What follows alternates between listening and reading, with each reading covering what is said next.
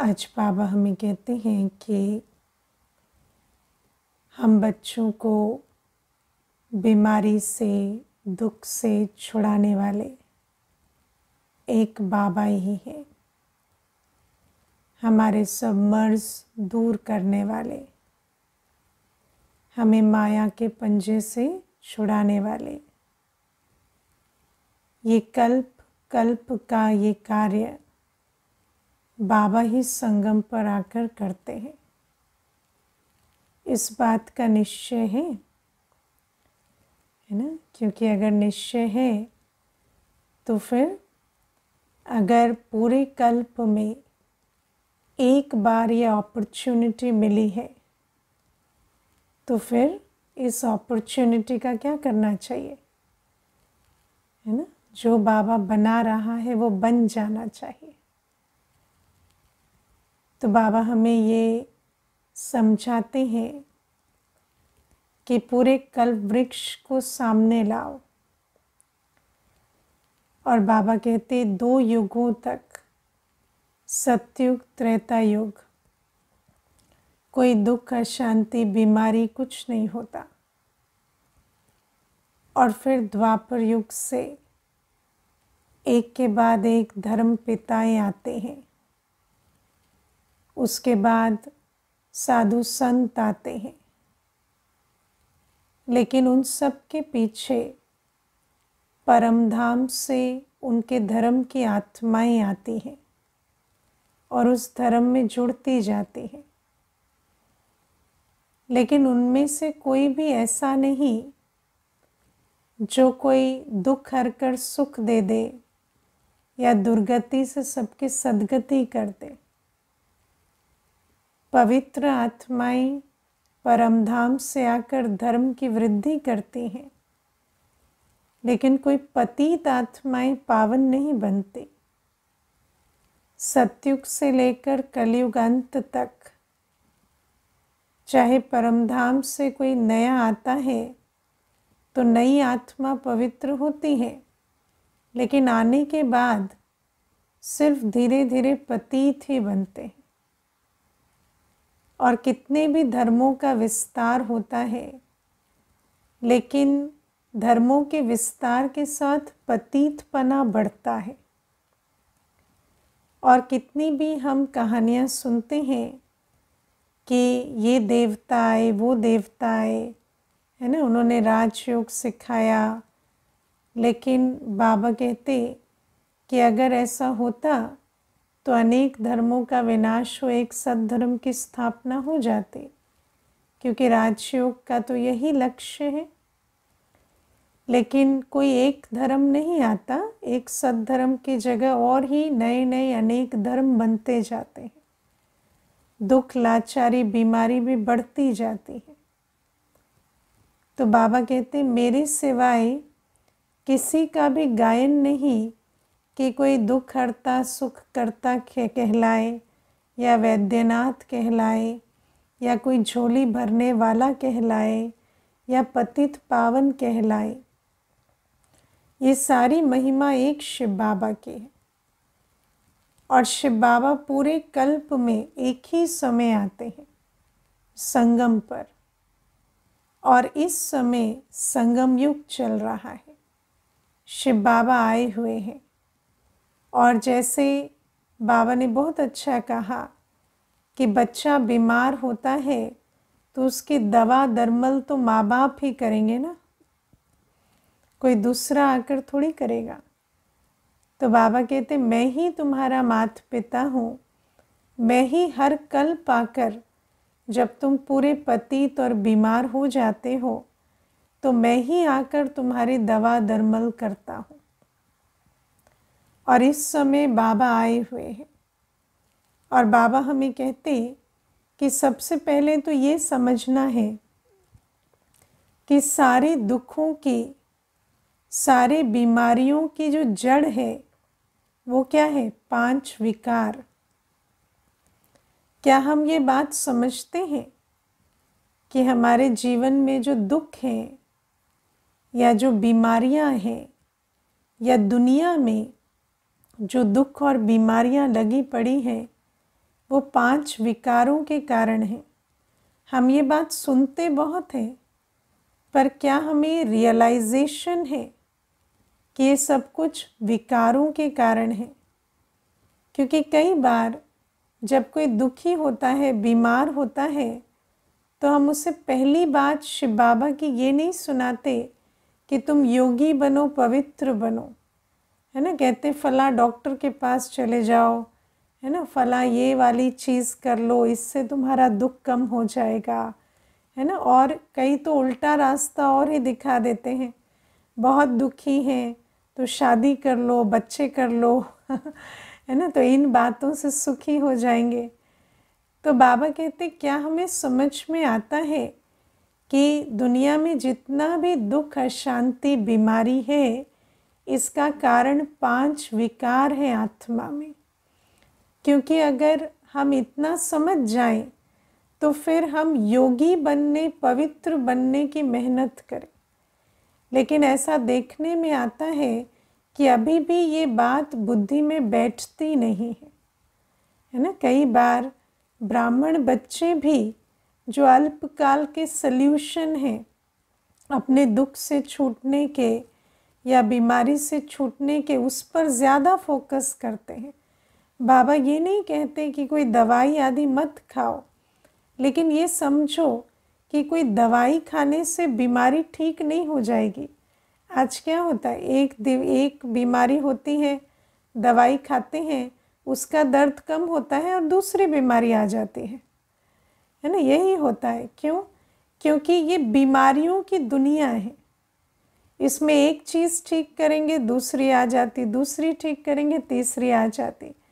तो बाबा कहते दुखों की दुनिया, बीमारी की दुनिया से निकलना है तो अभी हमें एक जन्म अपने विकारों पर जीत पाकर पवित्र योगी जीवन जीना है। ये बात समझ में आती है क्योंकि बाबा हमें ये राज तो समझा देते हैं कि सारे दुखों का, सारी बीमारियों का कारण 5 विकार है, लेकिन ये बुद्धि में बैठता नहीं। आज अगर मेडिकल साइंस को भी देखें तो मेडिकल साइंस कहती है कि बीमारियां जो होती हैं वो मन का तन पर असर होता है, साइकोसोमैटिक होती है। लेकिन मन जो है वो क्यों बीमारियों का घर बनता है, क्यों उस मन के आधार से तन में रोग आता है, या किस प्रकार उस मन को सुमन बनाए, ये विधि कोई दूसरा नहीं समझा सकता।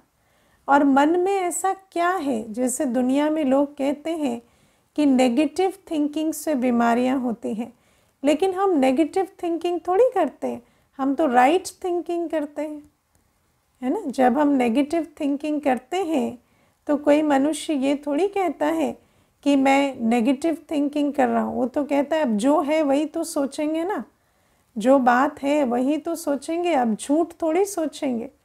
मुझे याद है एक माता एक बार आई, बहुत पढ़ी लिखी कंपनी की मालिक थी, मुझे कहती कि मुझे राजयोग सीखना है जो आप लोग सिखाते हैं। तो मैंने कहा आपको राजयोग क्यों सीखना है? तो मुझे कहती है I want to be a good human being, है ना। तो मैंने कहा गुड ह्यूमन बीइंग कैसा होता है? तो कहती गुड ह्यूमन बीइंग मतलब गुड ह्यूमन बीइंग होता है और क्या होता है? तो मैंने कहा जब इनजस्टिस हो, नाइंसाफ़ी हो तो गुस्सा नहीं आएगा उसे? कहते अरे कैसे नहीं आएगा। अच्छा, जब कोई उसकी निंदा करे, ग्लानि करे तो उसको आवेश नहीं आएगा? कहते अरे ये तो इंसान तो है ना, आएगा ही, ज़रूर आएगा, है ना। फिर अगर कोई बहुत ज़्यादती करे तो उसके मुख से अपशब्द नहीं निकलेंगे, उसका हाथ नहीं उठेगा? कहती वो तो नेचुरल है ना, वो होगा। तो मैंने कहा फिर गुड ह्यूमन बीइंग कैसे बनेंगे? तो कहती मतलब ये सब जो होगा, लेकिन उसके बाद भी तो हम गुड ह्यूमन बीइंग बन सकते हैं। तो मैंने कहा इसका मतलब आप चाहते हैं कि ये बातें आपके साथ ना हो, तब तो आप गुड ह्यूमन बीइंग बनेंगे ना। तो कहती नहीं, लेकिन देखो जो परिस्थिति में राइट एक्शन है वो तो लेना ही पड़ता है। तो अब आप देखो, हम जब कोई नेगेटिव संकल्प लेते हैं, नेगेटिव कर्म करते हैं, तो हम उससे कोई नेगेटिव थोड़ी सोचते हैं। हम तो सोचते हैं इस परिस्थिति में ये राइट सोच है और यही तो कर्म है जो हम कर सकते हैं। तो बाबा हमें कहते हैं कि बीमारियों का कारण भी क्या है? अंदर जो भी मन में नकारात्मक चलता है, लेकिन उस नकारात्मक को पहचानना भी है ना, या आत्मा में जो विकार है उसको पहचानने के लिए भी बुद्धि चाहिए। बाबा आज हमें बहुत अच्छी बात कहते हैं कि रावण का कोई स्वरूप नहीं है, रावण दिखाई नहीं देता है ना। आप किसी के, कोई बैठा है चुपचाप, आप पता कर सकते हो कामी है या क्रोधी है या लोभी है कुछ नहीं पता कर सकते। मुझे याद है एक कुमार था, तो क्लास में आकर बैठता तो ऐसा लगता था जैसे बिल्कुल देवता हो, है ना, लेकिन मुख कभी नहीं खोला था उसने। फिर कभी एक बात हुई तो उसने जो मुख खोला तो हमें पता चला कि उसके अंदर कितना क्रोध भरा पड़ा है। तो मैंने उसको कहा कि आप क्रोध पे काम करो, तो कहते नहीं दीदी, आजकल क्रोध जो है ना बहुत ज़रूरी है। अगर क्रोध नहीं होता ना तो कोई आपसे डरता नहीं है, सब आपको ऐसे रौंद के चले जाते हैं। तो मैंने कहा अच्छा ठीक है, तो माना हमें कोई ना रौंदे, हम अपने आप को रौंदते रहें, है ना, हम अपने क्रोध से अपना सर्वनाश करते रहें वो ठीक है, लेकिन कोई हमें ना रौंदे। तो फिर कहता अब दीदी आप तो अच्छी अच्छी बातें करते हो, लेकिन दुनिया ऐसे नहीं चलती है ना। तो अब आप देखो कि इस प्रकार से भी मनुष्य जब चुपचाप बैठा है तो रावण का कोई स्वरूप थोड़ी है। अब भक्ति मार्ग में तो हमें दिखा दिया कि भाई रावण को 10 सिर होते, ऐसे काश रावण को 10 सिर होते, है ना, तो आराम से पहचान में आ जाता कि ये रावण है। लेकिन रावण को तो 10 शीश है, लेकिन दिखाई थोड़ी देते हैं तो रावण तो इतना गुप्त है कि दिखाई नहीं देता। इसीलिए बाबा कहते हैं कि जिस रावण ने, जिन विकारों ने हम बच्चों को दुख और बीमारियों में फंसा दिया, उन विकारों की बहुत समझ चाहिए। क्योंकि कामी अपने आप को कामी नहीं समझता, क्रोधी अपने आप को क्रोधी नहीं समझता, लोभी अपने आप को लोभी नहीं समझता, और देहाभिमान तो सबसे मुश्किल है पहचानना। जिसके अंदर जितना देहाभिमान, वो तो अपना ही गुणगान करता रहता है कि हम कितने हम्बल हैं, कितने नम्र हैं है ना। मुझे एक माता कहती एक बार कि देखो दीदी, हमारे जैसा दानी तो आज तक पैदा नहीं हुआ, लेकिन हम अपने मुख से अपना बखान क्या करें। तो मैंने कहा नहीं कोई बात नहीं, अब शुरू तो कर ही चुके हो, बोलो। तो फिर कहती कि अभी देखो दीदी, मैं आ रही थी क्लास में, तो सड़क पे एक अंधा खड़ा था, तो उसको रास्ता कोई पार नहीं करा रहा था। मेरी क्लास लेट हो रही थी, लेकिन फिर भी मैंने रुक के उसको रास्ता पार कराया। अब अपने मुंह से क्या बताएं, ऐसे छोटी छोटी चीज़ें हम सारे दिन कर लेते हैं। तो अब आप देखो कि क्या किया उसने। रास्ते से आ रही थी, एक कोई बैठ खड़ा था, उसको एक हाथ पकड़ के पार करा दिया। तो उस बात को वो अभी तक लेकर सर पे चल रही है, और बोलने में भी मुझे क्या, और भी 5 माताओं को रोक रोक के उसने सुनाया। और फिर कहती है कि अपने मुंह से क्या कहें, अपने मुंह से क्या कहें। तो किसी को पता थोड़ी चलता है कि हम क्या कह रहे हैं, क्या कर रहे हैं। तो बाबा हमें इसीलिए कहते हैं कि 5 विकारों को पहचानने के लिए भी बुद्धि चाहिए, क्योंकि जीत तो तब पाएंगे ना जब पहचानेंगे। अब अपने आप से हम पूछें कि क्या हम काम, क्रोध, लोभ, मोह, अहंकार, ईर्ष्या, द्वेष, आलस्य, घृणा, इनको पहचानते हैं, भय को पहचानते हैं? क्या हम इनके सिम्टम्स जानते हैं? क्या मेरे अंदर विकार है या नहीं, उसको पहचान पाते हैं, है ना। अब देखो किसी को पूछो आप में अभिमान है, कहेगा बिल्कुल नहीं है दे अभिमान।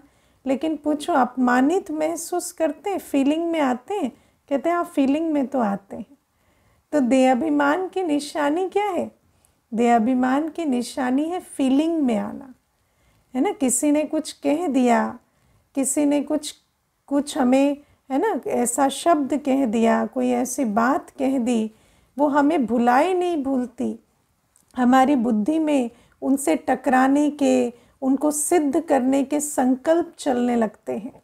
तो ये क्या है? अति देह अभिमान है, सिद्ध और जिद, है ना। मैं इसको सिद्ध करूं, ये इसने मुझे जो बात कही, ये अपनी बात को वापस ले और मैं इसे सिद्ध करूं कि तुमने जो बात कही वो मुझे गलत कही।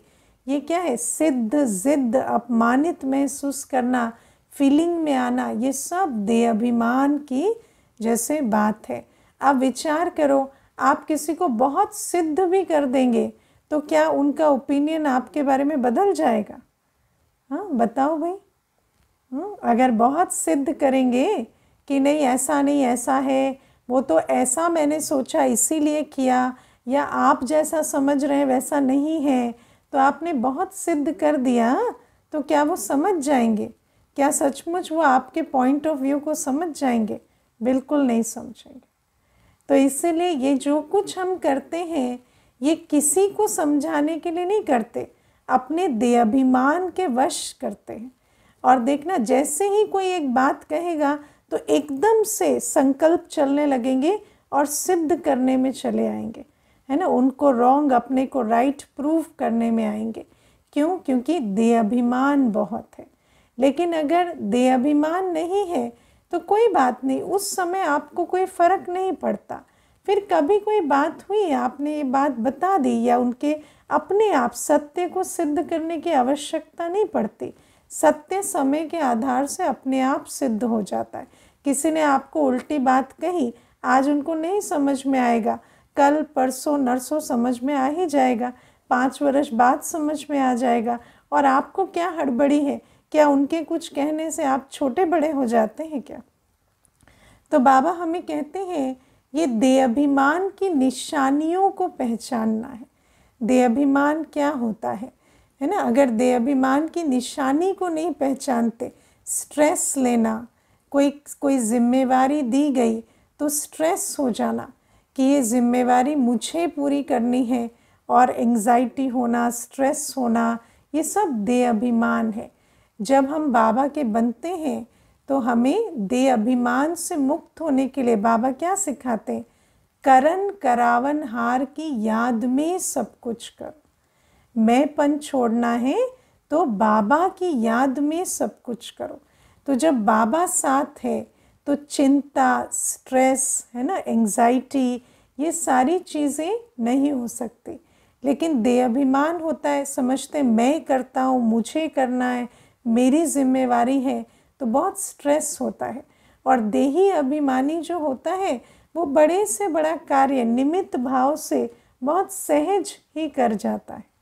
तो ये सारी निशानियों को पहचानना है ना। फिर आप देखो कि देह अभिमान जो होता है उसकी सबसे बड़ी निशानी क्या होती है?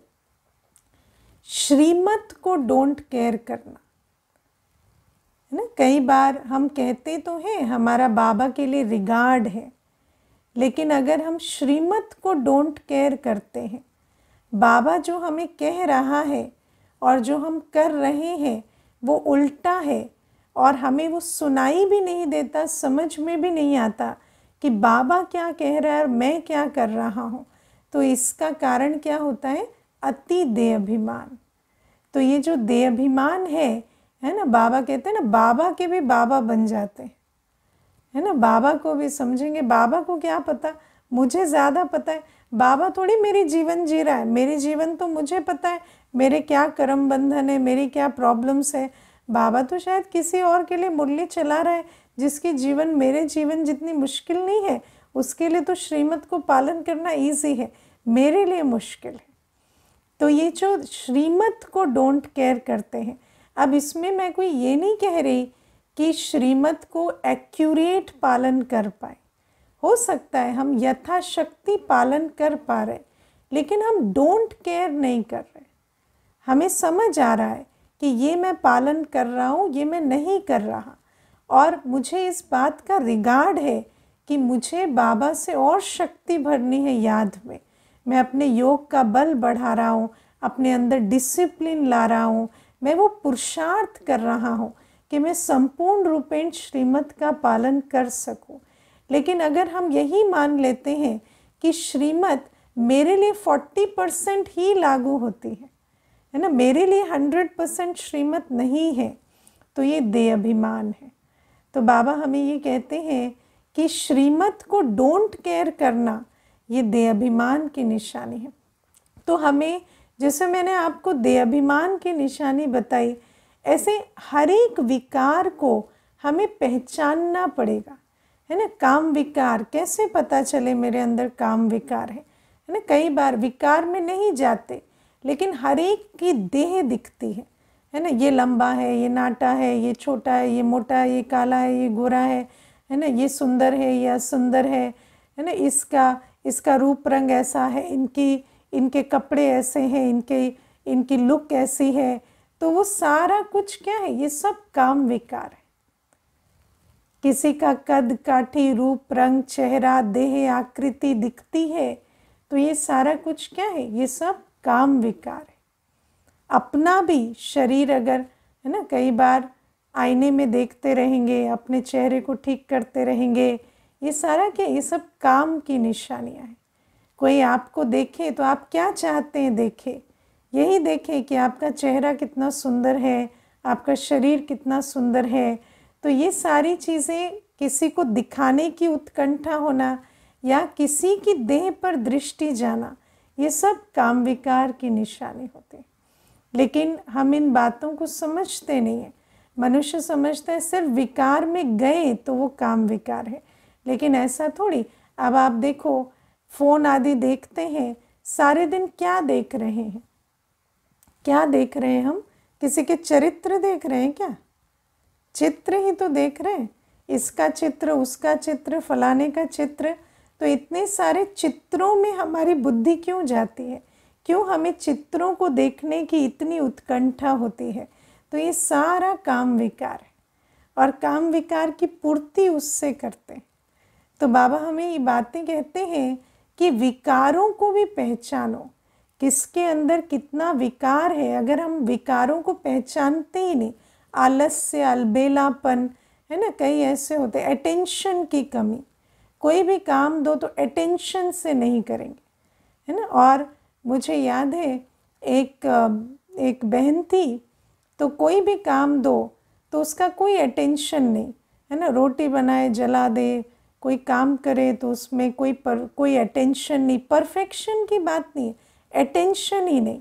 छोटी बड़ी सब प्रकार की भूलें होती रहें, एक भूल 3 बार हो, 4 बार हो, 10 बार हो, वो सेम भूल रिपीट करती जाए, है ना। और फिर एक दिन मुझे कहते, इतना भी क्या है, सब तो विनाश ही हो जाना है ना। तो अब आप देखो, मनुष्य को क्या है कि ज्ञान को भी उल्टा उठा लेता है कि विनाश हो जाना है। अच्छा, विनाश तो हो जाना है, तो क्या खाना छोड़ दिया, क्या सांस लेना छोड़ दिया, जीना छोड़ दिया, है ना, कपड़े आदि पहनना छोड़ दिया, क्या सब कुछ तो चल रहा है ना, तो काम क्यों छोड़ दिया काम का जो सेवा मिली है वो भी तो करना पड़ेगा। लेकिन जब अलबेलापन होता, आलस्य होता, तो इस प्रकार से भी बुद्धि चलाएंगे।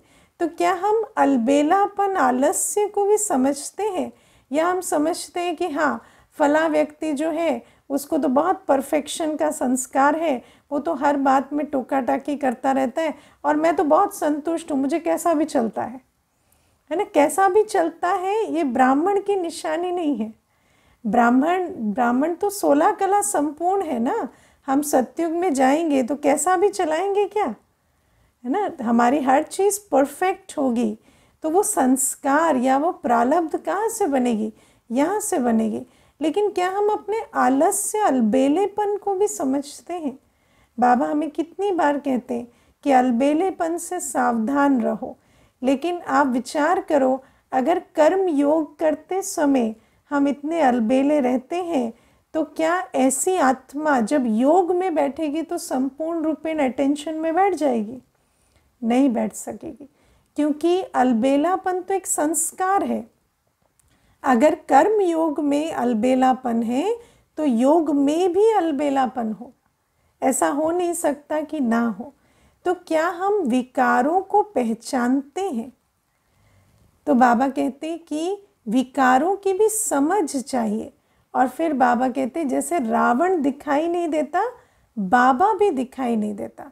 तो विकारों को भी बुद्धि से समझना पड़ता है, परखना पड़ता है, क्योंकि दुश्मन पर वार करना है तो पहले तो दुश्मन कहाँ है, कितना बड़ा है, कितना नज़दीक है, वो पहचानना तो पड़े। मेरे अंदर कितना विकार है वो मैं पहचान तो सकूं।